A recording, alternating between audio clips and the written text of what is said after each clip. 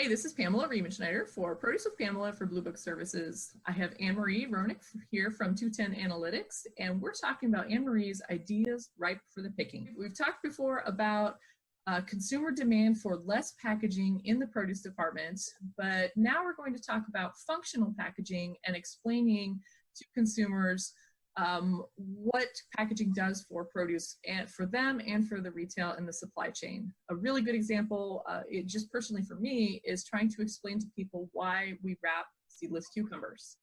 A lot of people see that, well, cucumbers already have a peel, but there's a really good case for putting that wrapper on there, and it's food waste and shelf life. You had some data points about that too, right? Yeah, exactly. I'm so glad you actually mentioned a cucumber. So Cryovac actually did a survey on that and an in-store test. And it turns out, indeed, like you say, a lot of people think, hey, cucumbers have that natural layer anyway. Why are we bothering to put plastic around it? And so without any education, it was a 70-30 preference among consumers to say, I prefer cucumbers without the actual plastic around it. But after people were educated about, hey, it adds shelf life both in the store and at home, and it makes it to where it doesn't curl, it doesn't shrink up, it stays moist.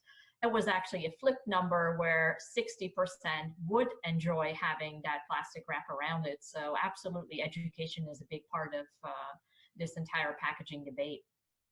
And you've seen some good examples, but maybe not in produce, where at the point of sale, the merchandising has explained a packaging conundrum. What's that? Yeah, so in the meat department, a lot of pushback on those white foam trays with the plastic wrap around it for many reasons, styrofoam and the leaking of it. So a lot of retailers started moving to what we call the skin pack in meat, where that plastic is very tightly over the meat and it's vacuum packed. Well, what it does to beef is it gives it a little bit of a different color, and people started to refer to it as purple beef.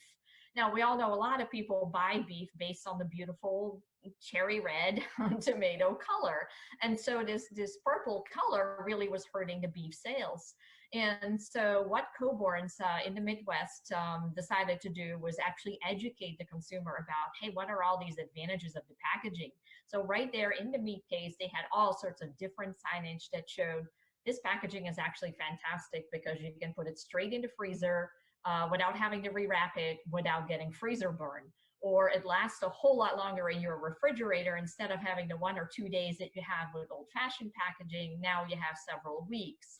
And so they really reversed sort of the negative of the packaging in terms of the color to look at these. There's all sorts of benefits for you as the consumer. So it's sort of the same debate, if you will, regarding the cucumber, where the consumer education completely turned the sales upside their head, and all of a sudden consumers wanted that kind of packaging because of all the benefits that it provided.